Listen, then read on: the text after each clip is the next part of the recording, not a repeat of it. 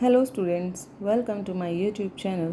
तो आज हम स्टार्ट करने वाले हैं हमारी इस वीडियो में सोशल स्टडीज़ जियोग्राफी में चैप्टर 1 रिसोर्सेज। तो हमारे चैप्टर का नाम रिसोर्सेज है, इसलिए सबसे पहले हम रिसोर्सेज से ही स्टार्ट करते हैं। What are resources? हर वो चीज़ जिसे हम अपनी ज़रूरतों को पूरा करें वो हमारा रिसोर्स होता है। Anything that is found in nature and has some value use for human is called resources.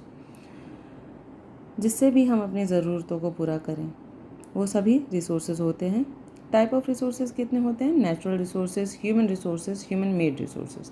नाम से ही जैसे natural resources are all those resources which occur naturally are called natural resources. Human resources में क्या आते हैं? हम ही ह्यूमन, हमारी स्किल, हमारी इंटेलिजेंस, हमारी नॉलेज।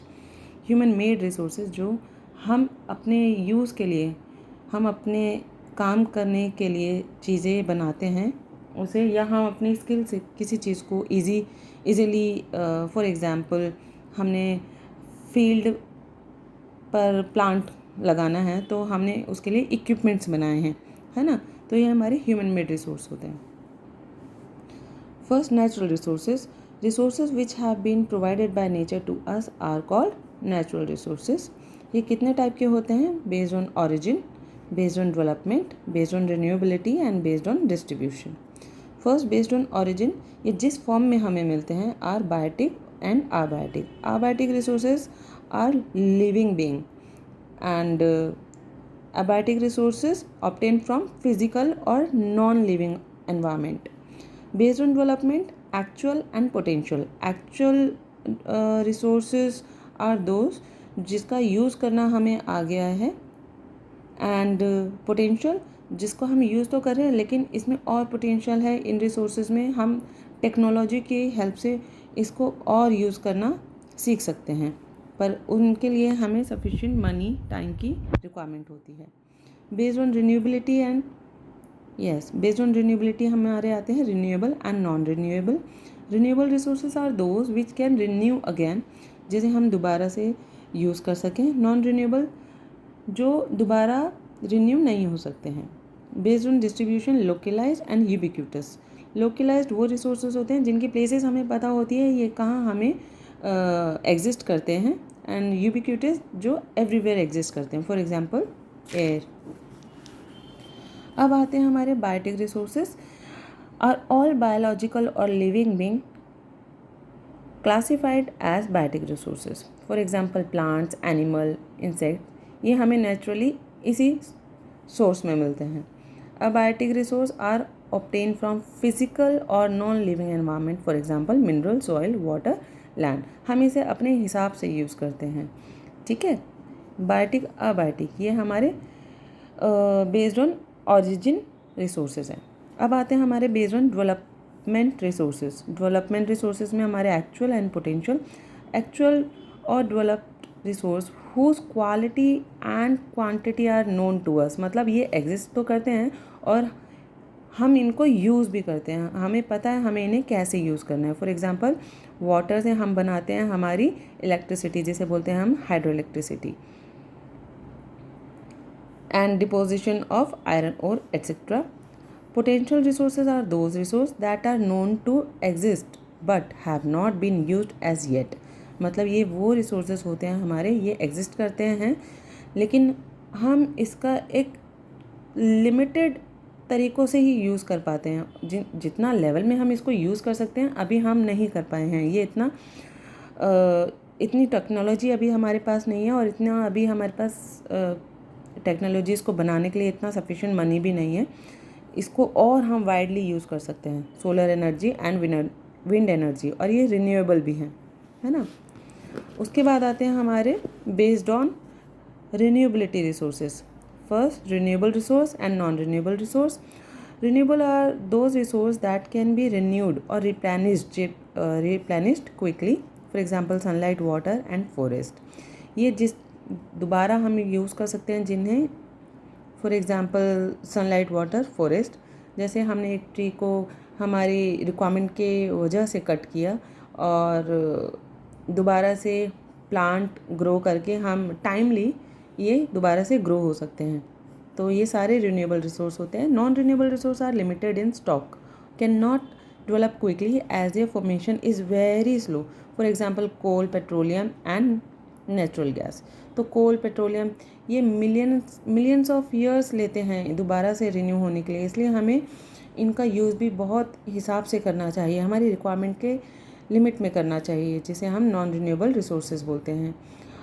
हमें कोशिश करनी चाहिए कि हम अपनी रिक्वायरमेंटों को रिन्यूएबल रिसोर्सेज से ही पूरा करें। बट कुछ चीज़ें ऐसी होती हैं जो इन्हीं की यूज़ से हम अपनी चीज़ों को कंप्लीट करते हैं।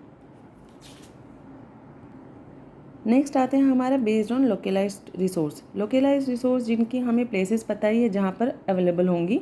Those resource which are found only in some places. For example iron और कॉपर, ये जैसे हमें आयरन और मिलता है छत्तीसगढ़ में, उड़ीसा में, है ना। Ubiquitous resource are those which are present everywhere. For example sunlight, air, ये वो रिसोर्सेज होते हैं जो हर जगह पे प्रेजेंट होते हैं, जैसे हमारी सनलाइट एंड एयर। अब आते हैं हमारा second resource, human resources. Human resources हमारी ही स्किल, हमारी नॉलेज से जब हम चीज़ों को ईजिली करने लगते हैं, वो हमारे ह्यूमन रिसोर्स होते हैं। A population which is healthy, active and skill is resources for a country. हमारी कंट्री के लिए ही एक हेल्दी पॉपुलेशन और एक्टिव पॉपुलेशन एक रिसोर्स का ही काम करती है। People have the skill and knowledge to develop technology, क्योंकि हमारे पास स्किल है, नॉलेज है टेक्नोलॉजी को डेवलप करने के लिए। For example mineral oil become a useful resource only when it is extracted and convert to the petroleum jelly और टर्पेंटाइन ऑयल।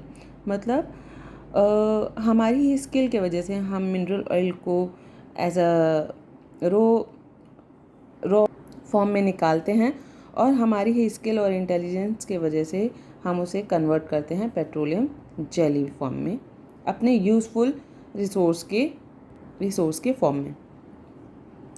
नेक्स्ट आते हैं ह्यूमन मेड और man made resources.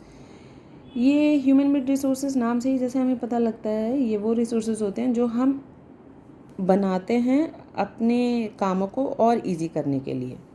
The technology by which we extract mineral or create equipment to use resources is implemented by men।